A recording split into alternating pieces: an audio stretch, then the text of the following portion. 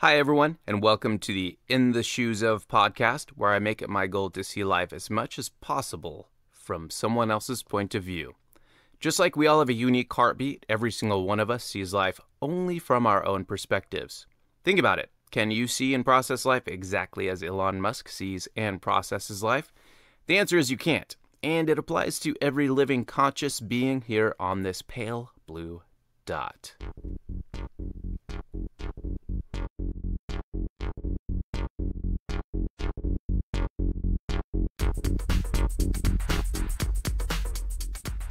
Maybe you've experienced this.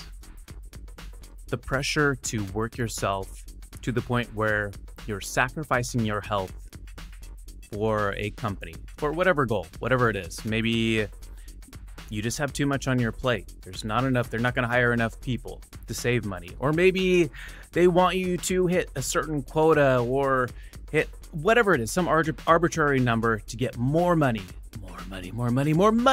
for the company, right? Pretty prevalent in Western culture especially, and probably pretty widespread at this point in time.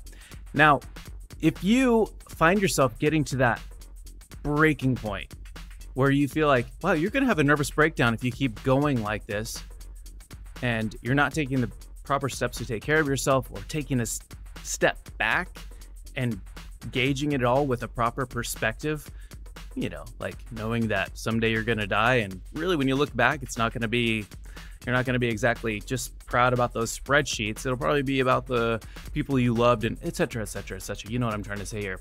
Anyway, my next guest, Bronwen Sciortino, she drove herself to that point, to the point where her mind and body both started just shutting down.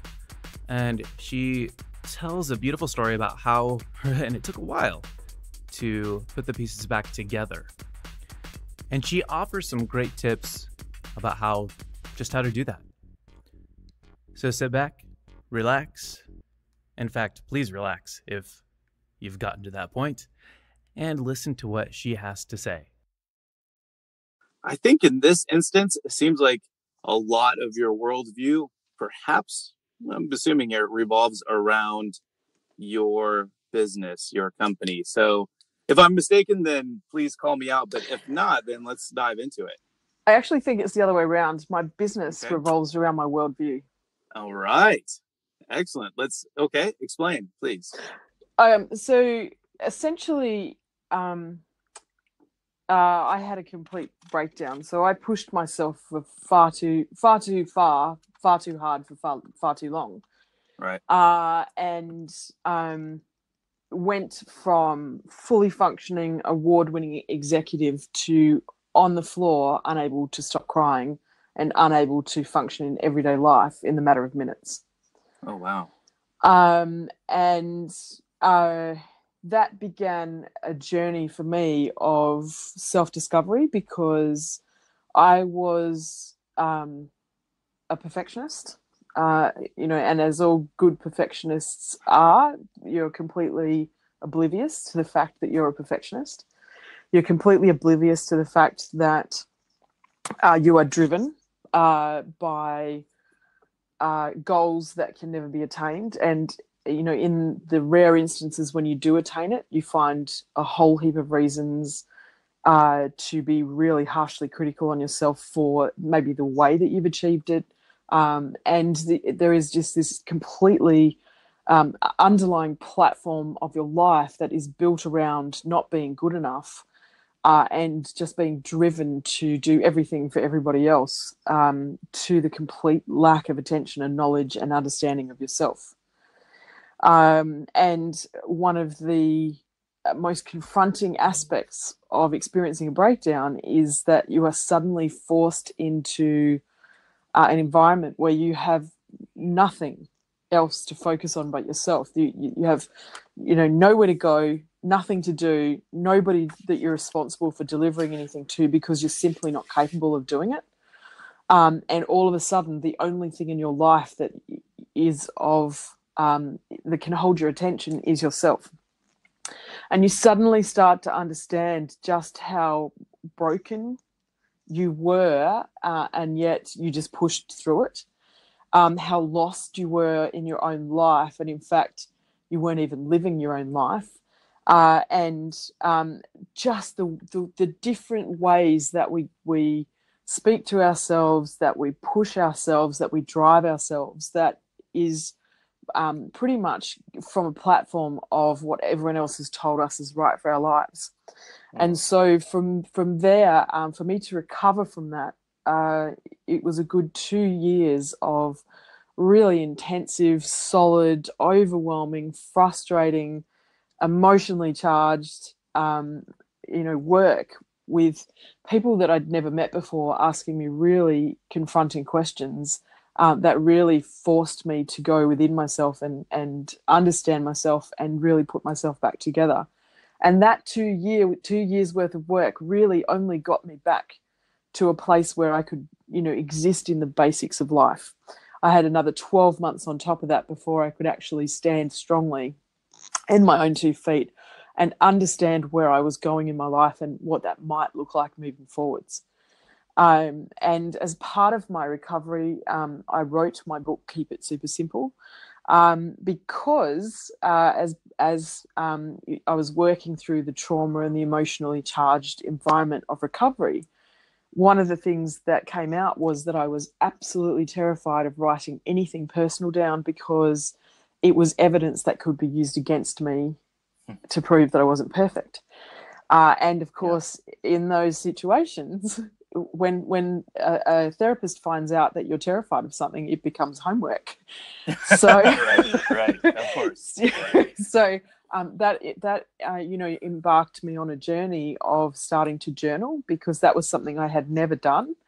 It took me about 3 weeks before I could actually write anything on a page. That was such a traumatic process for me, and something that I was so terrified of. And round about the same time as I'd started my journaling, I'd just started to put my toe into the water to go back into social situations and try and get some sort of understanding of what normal, in inverted commas, life looked like again. And because people hadn't seen me for so long, they were curious as to where I'd been and what I was doing and, how I was spending my time. And I was, really the only thing I could talk about was the journaling, because everything else about my journey to that point had been so raw, and I just wasn't ready to talk about it yet.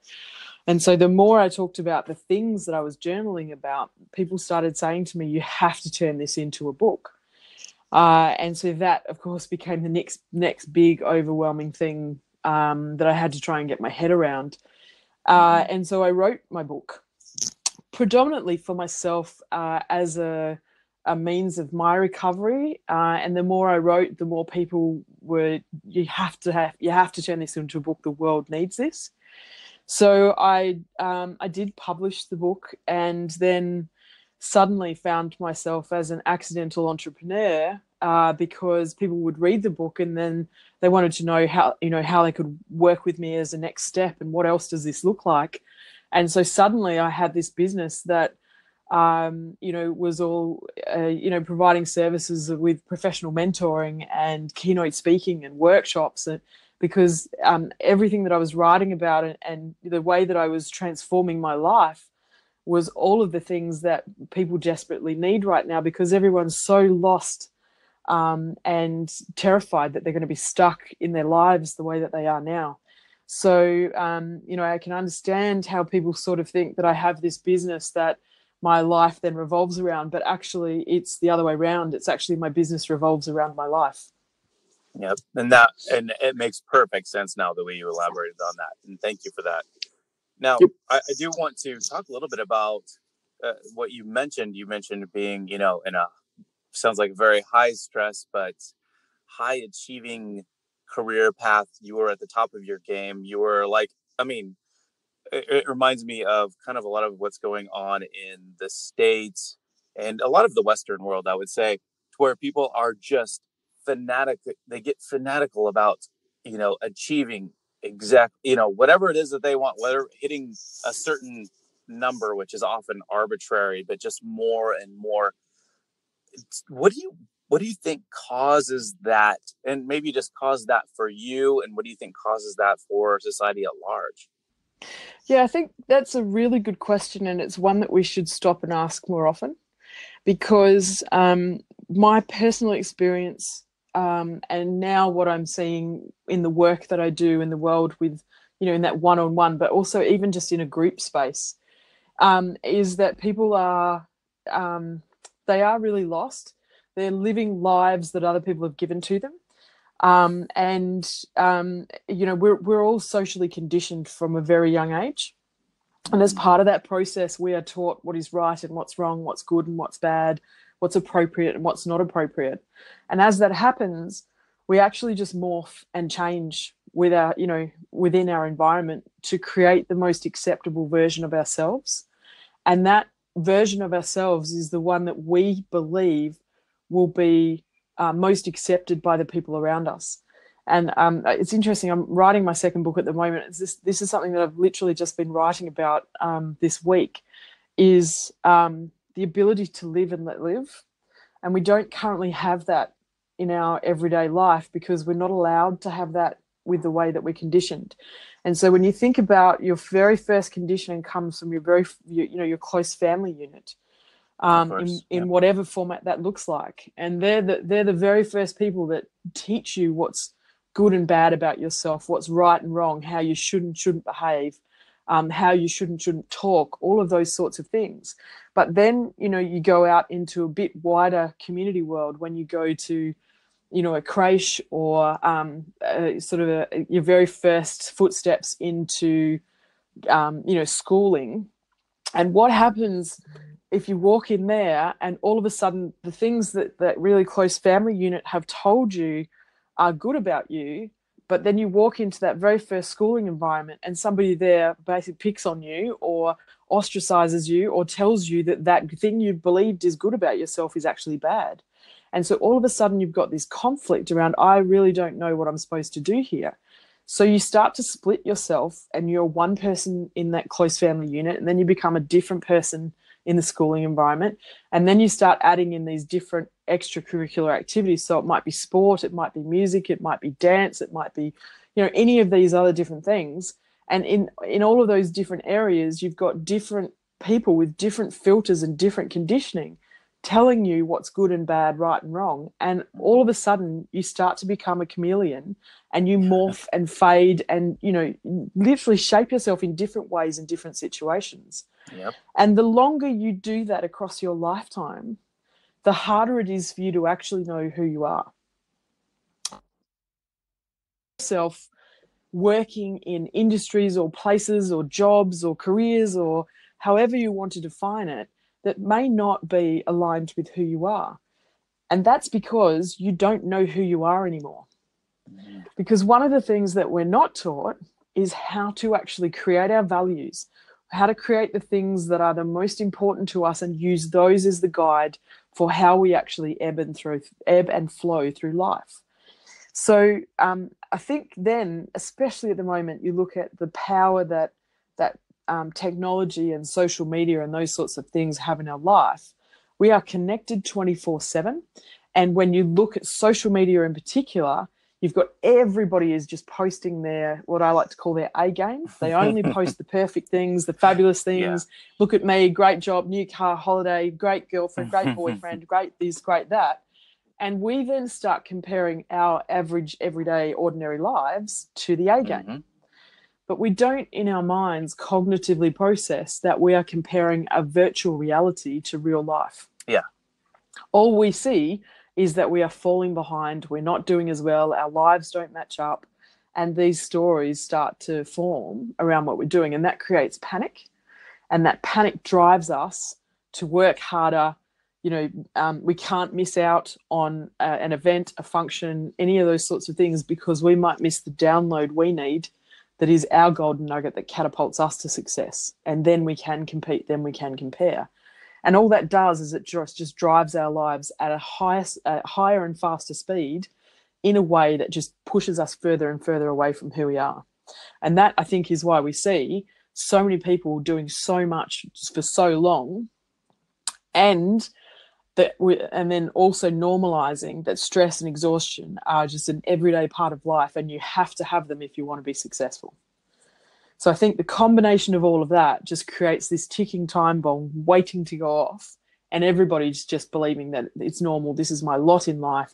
I should be grateful because, somebody else out there has it worse off than I do. Which is insane, right? It's not a proper way to think, to drive yourself in.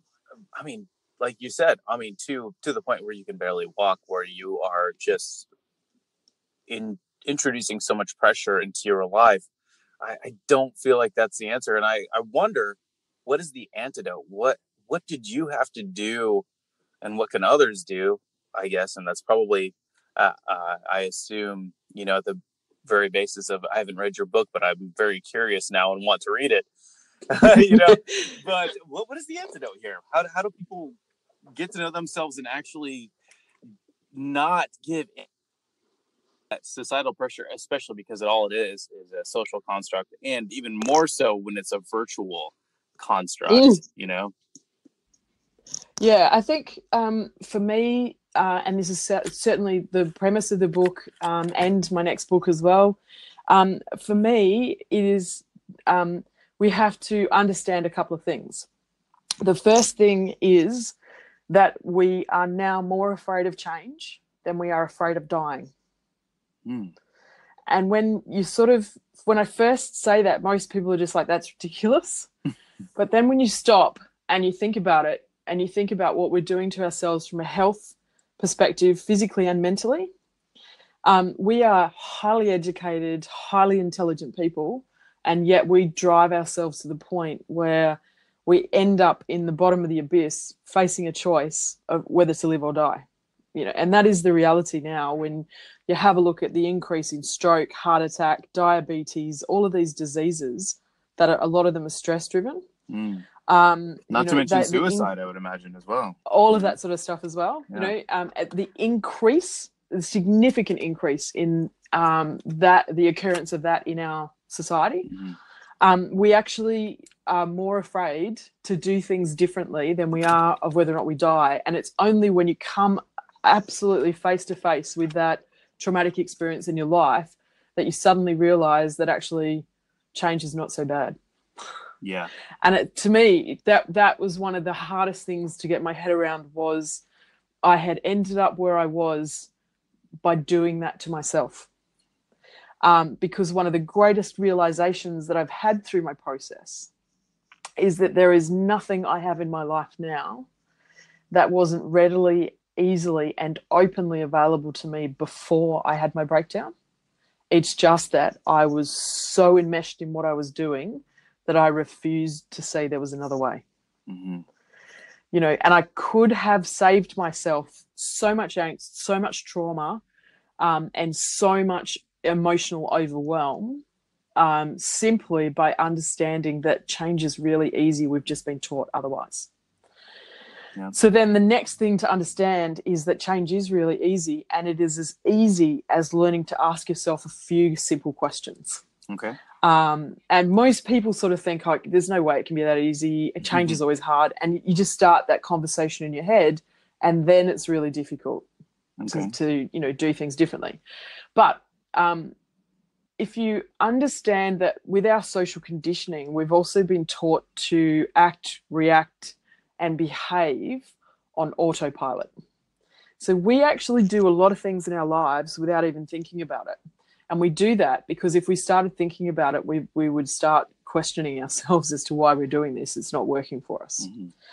So I always say that, and there's a whole chapter in the book called What If They're Wrong?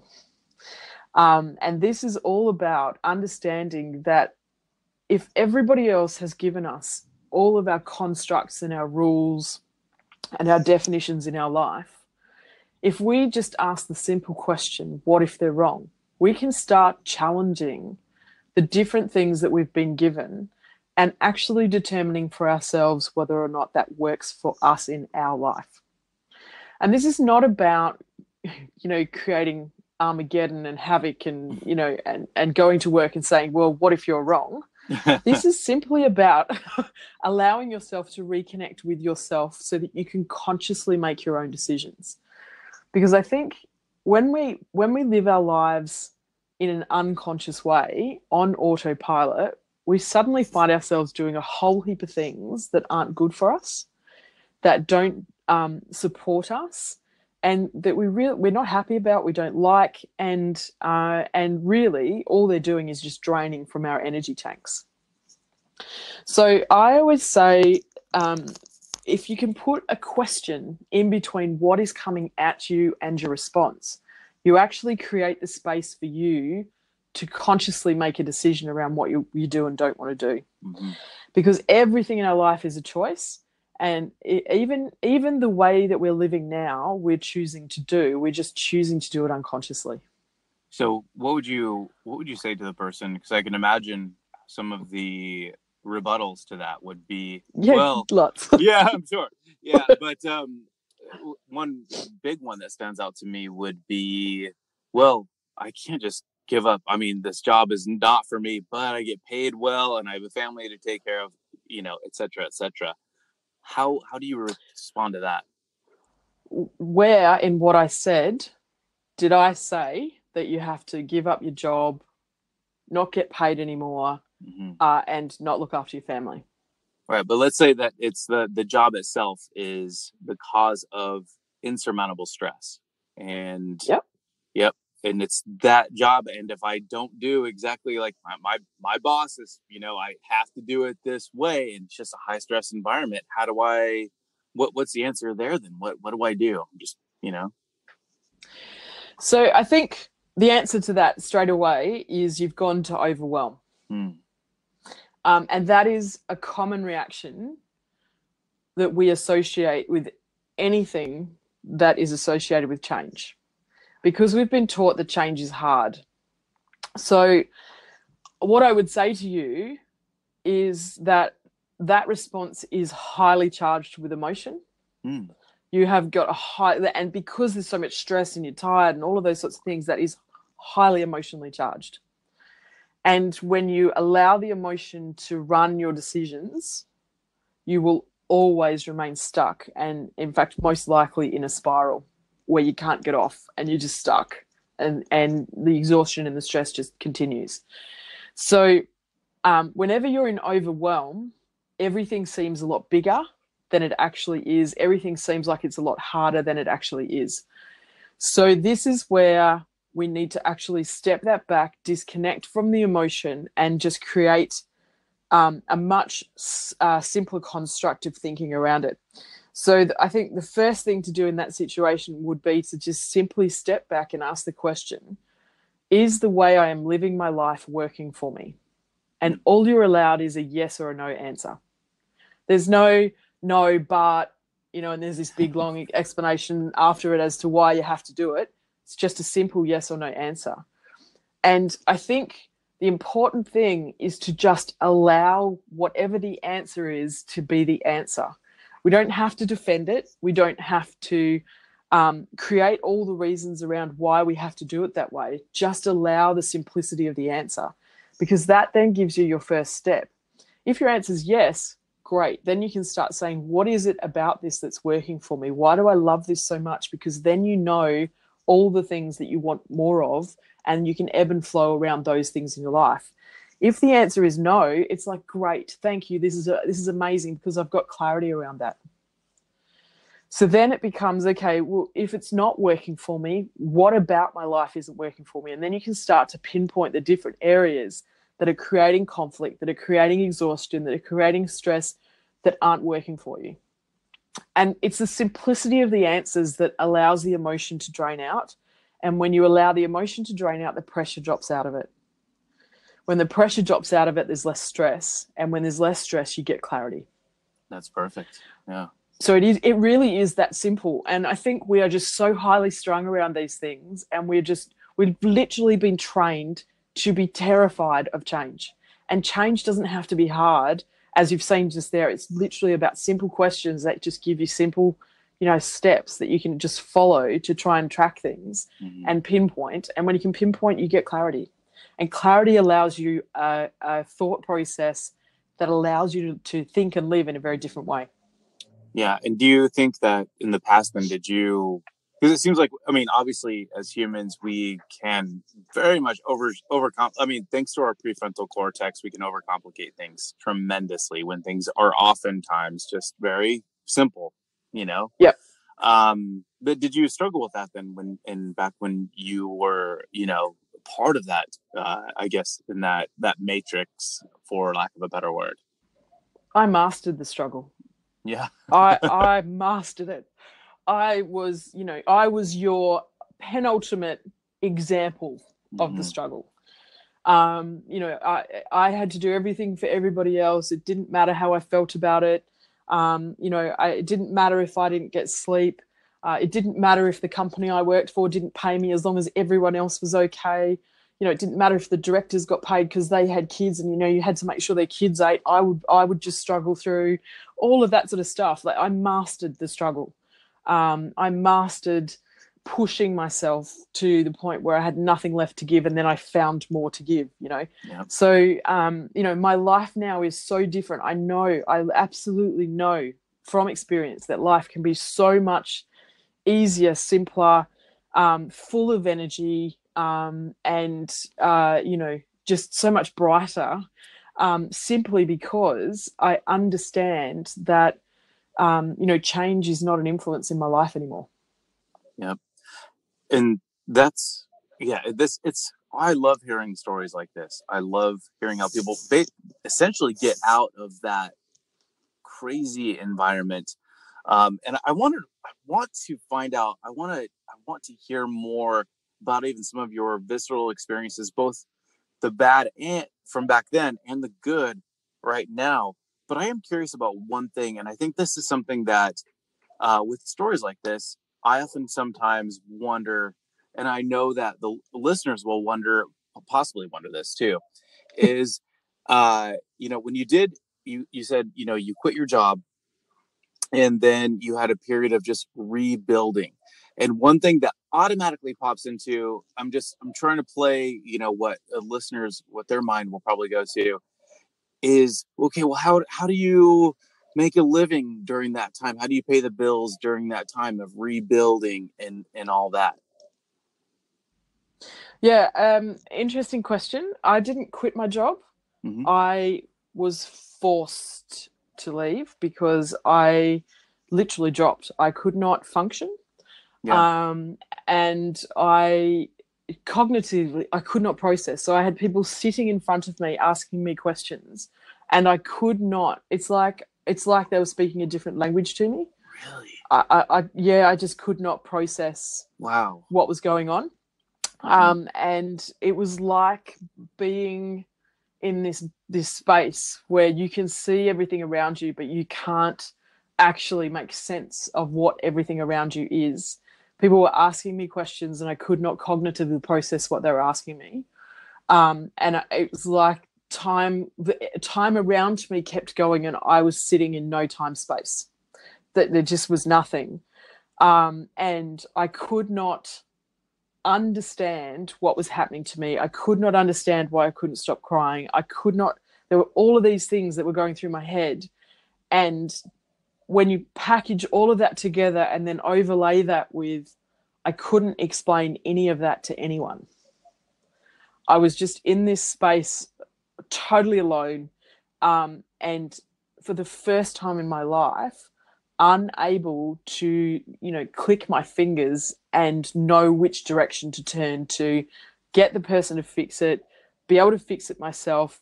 I literally was just completely and utterly lost, and I had no idea where to turn. And the company that my husband and I worked for, the same company, and 2 weeks after this happened to me, that company collapsed and both of us lost our jobs. Oh. And the company collapsed to a point where we got none of our entitlements paid out. So there was literally no money coming into the house. And we pretty much, John went from having a completely independent wife to a completely dependent wife. I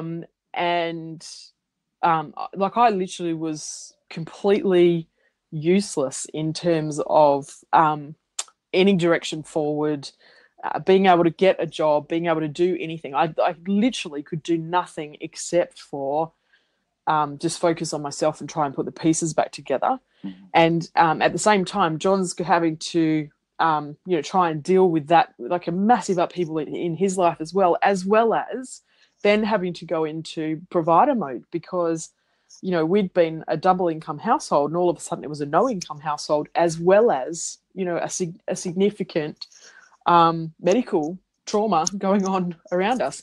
Yes. So it's one of those things where I completely understand the question you asked, because in that mindset previously, where I was in that struggle street from a mindset point of view, I could not envisage, contemplate, even think about changing careers, changing industries, changing jobs, changing any of those things, because it would mean I wouldn't have an income, and therefore that is the biggest threat to the world. Right. Having gone the other side, right, I now understand that that is just a construct that we've created for ourselves. That is the distraction that holds us in place. Because we've come through the other side where, for 3 months, John pretty much, even though he was trying to sort of get his head around looking for a job, he couldn't, because he was just trying to deal with, me, really. Mm-hmm. And then he got some part-time work, and then, progressed through and ended up going back into full-time work and all those sorts of things. But, for a good couple of years, 2 to 3 years, we went back to a one-income household, because I was building on the other side, coming through my recovery, and then, being this accidental entrepreneur out in the world, coming through the other side of that. So, everything in life just came back to basics. It became about, nothing, the material world around us just became completely irrelevant. It became so unimportant to life. It really was just more about that journey of coming back to self, understanding who and loving who you are again, and then being able to forge a path forward in a different way. And the things you think are really important in your life are actually the things that you've created as distractions to hold you back, is my experience of it. Wow. That's something I'm going to have to repeat that. Actually, can you repeat that again? So is beautiful. So the things that you've created around yourself in life that you create as an absolute must are actually just the things that you've constructed as a distraction to hold you back. Yeah, I really like that. And how liberating was it for you when the material world outside of you kind of, just like, as you said, it faded? Was that just tremendously liberating, or was it kind of like a trickling process where it's like you day by day felt like a little bit much more free, I guess? Yeah, for me it was a day by day, because it was such a significant traumatic experience to pull myself back. It's literally like having a million pieces of yourself around you on the floor, mm-hmm. and having to sift through them one by one and look at them and decide whether or not that piece goes forward with you, or whether or not you just say thanks for your contribution so far, but actually I'm leaving you here.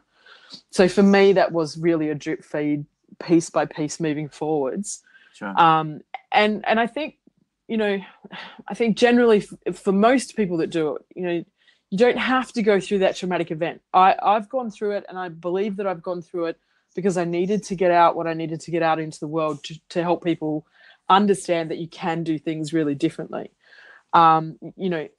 My hope is that people can actually learn from what I've been through and the work that's now in the world, so they don't need to go to the depths that I did. So I think even if you're coming from a different platform and you don't go right down to the depths, you will still do things on a drip feed basis, because you've got to understand and remember that you've got decades and decades of conditioning the other way. Mm-hmm. And you have to ebb and flow with that. You have to understand that in some ways we have actually been brainwashed in the way that we live. And that brainwashing is combined with threads and triggers that trigger an autopilot reaction. So you have to create a game around it that is very self-compassion based, so that you can actually just ebb and flow to move forward and create new habits for yourself. I like that. And how does one, like, how did you come to cultivate more self-compassion? Oh, that was something I had to learn. That was something that did not exist for me at all. Oh, wow. In any way.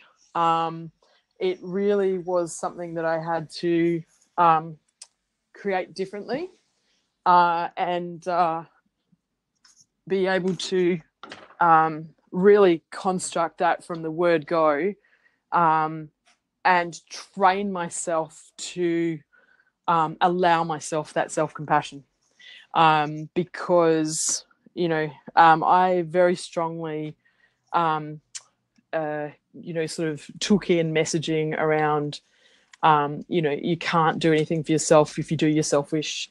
If you love yourself, in Australia we'd call it being up yourself or on yourself, those sorts of things. So because I was so enmeshed in that environment of needing to be a perfectionist, that meant that the facade must be perfect, and I couldn't have any behaviors or characteristics that would allow people ways in to prove that I wasn't perfect. So self-compassion just did not exist. And so if someone were to ask you, well, how do I cultivate self-compassion or self-love or self-forgiveness even, is there a way that you found that really helps cultivate this practical steps that people can take? Yeah, I think for me it was about creating an environment where I really needed to shut down what I like to call my inner bitch. She had lots and lots to say, and it was very rarely was it nice. So I had to, initially be a little bit of a game, and I had to be very loving to her in terms of, as soon as you start, you're horrible, I'm not listening to you, you're shut down, you don't exist, any of those sorts of things, you actually just increase their power. Yeah. So I think for me, it was about, I'm going to love you so much, I'm sending you on holidays, and I'm happy for you to stay on holidays for as long as you'd like. So That's a great way to do that. I like that. That sort of stuff. But there's always times where, that inner voice really has stuff to say. And so for me, it was really about combating that with some form of really gentle, kind rebuttal. So an example there, when I first had my breakdown, one of the things I experienced was a massive loss in dexterity. So my coordination went, and it would be things like I would pick up a glass and then my hand would just let go and the glass would drop. And, it's just an everyday kitchen glass. It's not like it was the most expensive crystal in the world, but I would be in tears because I was useless and I was hopeless and all of these sorts of things. So I really needed to change that inner talk and really apply self-compassion in that. And I used to just say things like, oh, you're so funny. It's okay. It's just a glass. It's fine. Just clean it up. It'll be all good. So I really, that was where I started, was with the talk, the inner talk. And then from there, once you've kind of got that patterning going and the inner critic doesn't even come up anymore, or very rarely, that's when I started moving into a different space and started really being able to acknowledge talents and skills and, be able to say, physically I'm really powerfully built. I'm really strong. I was always really good at sports and really coordinated. And, being able to actually talk about yourself in that pattern and in that way without feeling like you are, big noting yourself or those sorts of things. Right. That became the next level, just being able to really acknowledge without any guilt or any of those sorts of things, your talents and what you're good at. So now I like to say I'm spellbinding with my words. My words are out there and they're really helping people change their lives. So those sorts of things, being able to say those things and really mean them and acknowledge within yourself that they're the things you're really good at, that I think is the pathway to self-compassion. And the more self-compassion you've got, the more empathy and compassion you will have for people around you. Yeah, without a doubt. Without a doubt. And I want to switch, well, not switch gears here, but I want to pick your mind about what you think is, and I can guess what the answer may be, but you've been surprising me with some of your answers, so I love this. I have a feeling that we might have to do an interview too at some point in time, and maybe when I need to go to Australia anyway, and well, whereabouts are you in the US? Because I'm coming over later in the year. So. Oh, you are. I'm in Austin, Texas, but I travel quite a bit. So where Cool. are you going? Yeah. Great question. Well asked. Not entirely certain yet, but it looks like Colorado, Ohio, possibly not Texas, but Philadelphia maybe. Okay. I'm not sure yet. John's got a couple of different work things, and I know Salt Lake City, Las Vegas, and a couple of others with the parks, the national parks, and those sorts of things. Oh, okay. So all sorts of places, yeah. Yeah. Oh, well, you'll have to send me your itinerary. Maybe I can make it up to one of those. And, yeah, perfect. That'd be great. Yep. Cool. And so I want to ask you what you think when you look at just the world, when you take a step back from it, and with all of your experience, what you've gone through, what do you think are, and I love asking this question to people because I get such different answers, but what do you think if you could choose, if you had to choose between 1 to 3 of the top things that need to, where you you're orbiting around Earth and you see, oh boy, we have these 3 things are the top things that absolutely should probably change on the planet, what would you choose? The first thing I would choose is to teach people to use love as their first filter instead of judgment. Because I think if you can drop the judgment, you drop the criticism of the person, and you can love the person, because we're all human beings and we're all worthy of love and respect.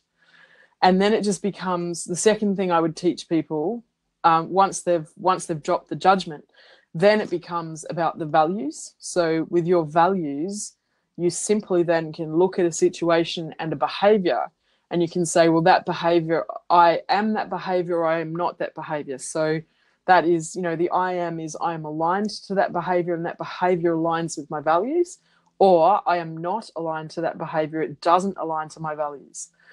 So then you can just ebb and flow between, towards the things that are aligned with you and away from the things that aren't aligned with you. And it completely takes the person out of the mix. It just becomes about the behaviors. Gotcha. And it becomes about the direction. So those behaviors that are aligned with you, if you go in those directions, then you are following your path in life, not somebody else's. And you're not feeding the energy of the things that aren't aligned with you. But you are absolutely allowing the conscious choice or the individual choice of others in their life to make for their life. You're just making your own decisions for your life, and you're taking the criticism and the judgment out, which then takes the hatred out. And I think the third thing that I would really like people to understand is that we do have a choice in life. We do get to choose. We just have to understand that we can consciously make the choice. Because I think if you've got those 3 things, all of us live our lives really differently, and we're in that live and let live space. There's no right or wrong. There's just the decisions we make for ourselves, and we allow everybody else the grace and the goodwill to do that for their lives as well. Yeah. And that, well put.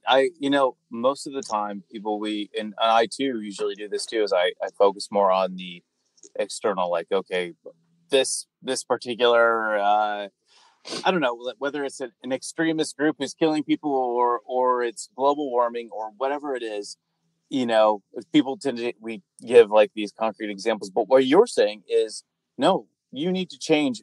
Each one of us individually needs to acknowledge and just change the way we see things, the way we behave, the way we judge, and eliminate as much as we can hatred in our lives, as from what I understand. Absolutely. Yeah. Because then there is no power and control. There Yeah. is no power control. There is nobody else telling you what you can think and can't think, or how to think, Yeah. what's good, what's bad, any of those sorts of things. You're just simply making those decisions for you as the unique divine individual that you are, because we are all individuals, but we have these constructs that we allow to tell us who we are and how we can behave. But that doesn't, the reason that we've got so much angst and conflict is because we allow ourselves to live in that environment, because we're all at conflict within ourselves. And we've all been taught that our answers are outside ourselves. So therefore, somebody out there must be to blame. And as long as we live like that, and we keep the focus from ourselves, life continues as it is. If you want to live your life differently, you have to actually look within yourself and find your own answers. Yeah. Yep. There is an author who, I think it's from waitbutwhy.com, this website. Tim Urban. He writes about taming the mammoth. And what did he say? Oh, he called it puppet masters. So I like to use that word a bit, where we have, and this is going to the extreme, where we have, like you were talking about earlier, with our family, our parents, and then friends in school, and our community as it grows and grows. Then we have all of these conflicting. A lot of other people, what they think is how you should live your life, and you have so many conflicting opinions. Everyone has an opinion. And for some reason, especially about how you should live your life, when really it's your life and you should be living it how you need to. And he talks about having puppet masters, people who we allow to have control over our lives. And that's probably why we take these jobs that we hate, because it's like, mom and dad think that I'm supposed to make this amount of money, have this type of car, this type of house. And if I don't have that, and I want to be an artist or whatever it is that I want to be a biologist and live out on the open sea, or I want to just take care of the homeless and I want to live even with them for months at a time. Maybe that's not accepted by society. So you're right along with what he talks about there. So you're right. But I think as well, it's so important to understand that everyone has an opinion. And everyone should have an opinion. Everybody's entitled to have an opinion. Of course. But most people stop there, right? You actually need to take it to the next step, and you need to say, but what somebody else thinks of me is none of my business. Yes. And I like how you put that, none of my business, right? Yeah. Because that's their own. That's their construct, built on their filters, built on their limited knowledge of you and who you are and what you're doing. Yep. If you take everybody's opinion on board, you are basing who you are on the smallest sliver of what somebody else has seen. So, you immediately create a distraction that limits, your ability to step into your greatness. That's perfect. And I love how you put that, how it's just, you're basing it on the sliver of you that they know. And because it is a sliver. Totally. Yeah, most definitely. That's beautifully put. Okay, I don't want to take all of your time here, but I do want to. I feel like we could talk a lot about. I know. I get into these situations, right? Yeah, most definitely. I mean, this is good stuff, and definitely when you do come to the States, hopefully we can set up like a live, interview with and get some video going and all that. Yeah, I'd love that. But as a kind of, at least for interview number one, let's close out with, I want to get, if we could encapsulate kind of a high level overview of your worldview. And to do so, I like to take the person I'm interviewing on a little bit of a journey. So I don't know if you've been to, let me choose a different park this time. I'm going to say, actually, if you ever come to Austin, Texas, there's a beautiful park called Zilker Park. It's where they have concerts and whatnot. But let's say that you are walking along, this park in Austin, Texas, and all of a sudden, the lead singer of Aerosmith pops out of a spaceship. How did you know I'm a rock chick? I actually did not know that. But we're gonna go with it then. It's perfect. So it's Steven Tyler. He comes out, and everybody else around you freezes in time. There's you're gonna have to bear with me here and imagine this happening. And Steven Tyler, he tells you he's not actually Steven Tyler, but he's an alien taking on the form of Steven Tyler because they like to take on the form of rock stars for whatever reason. Totally. Yeah. And they're into it. Yeah. And so he asks you, he actually tells you first also that he is a reporter from another galaxy. And he's really just trying to get information about each planet where sentient life exists and whatnot. So he asks you, can you encapsulate within about 5 minutes or so what life means here on the planet? What are you humans? How do you interact with one another? What does it actually mean to be human? Really just overall, what does life mean on the planet? Yeah. Okay, so first of all, I would say, wow, thank you so much for privileging me and honoring me to ask me this question, because I love, the intergalactic communications. I think they're very cool. So then I would say, you guys live in a very different way. You have perhaps a higher or an understanding on a different frequency to the one on Earth. So it might be difficult for you to understand the way that we interact. My belief is that all of us choose things that we need to master in our lifetime. And the things that come into our life are present to us in a way that allows us to learn the lessons we learn so we can actually master those things. The reason we choose to master those things is so that we can actually advance humanity forward in time. Sometimes the way that we learn those lessons takes us off our path and off our track. We don't realize this yet, but as humanity, we need to find the way to just have trust and faith that we will get the things put in front of us to allow us to learn things at the level we need to learn them to get us back onto our path so that we can move humanity forwards. And as part of that, at the moment, we are going through that struggle and the conflict, and we are being pulled a little bit from pillar to post. But progressively, more and more people will actually step forward into their mastery and into their greatness so that humanity as a whole can actually learn. And slowly we will actually see the planet turn around, wake up, and progress forward in a different way.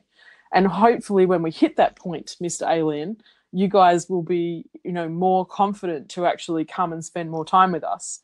And we can actually learn more about the way that you operate and live, in a way that we can actually, all of us, be fully empowered in our greatness together.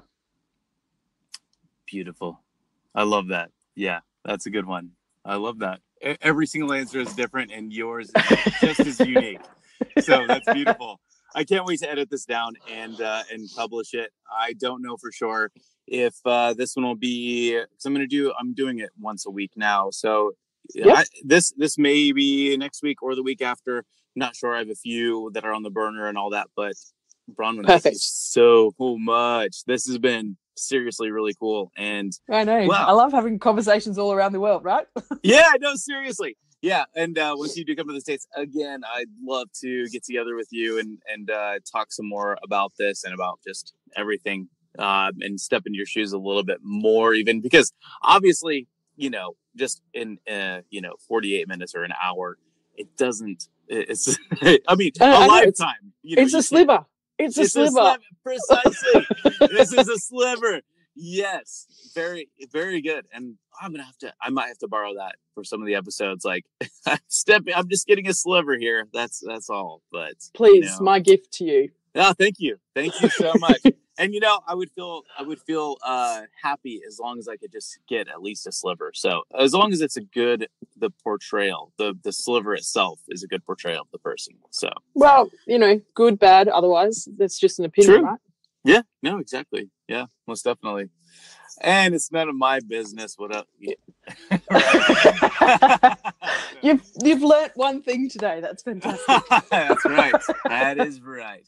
Well, Bronwen, thank you so much again. And I'll let you know once I do publish the episode, and I'll send it out to you. And Fantastic. And all and that. I'll get it out in my networks as well.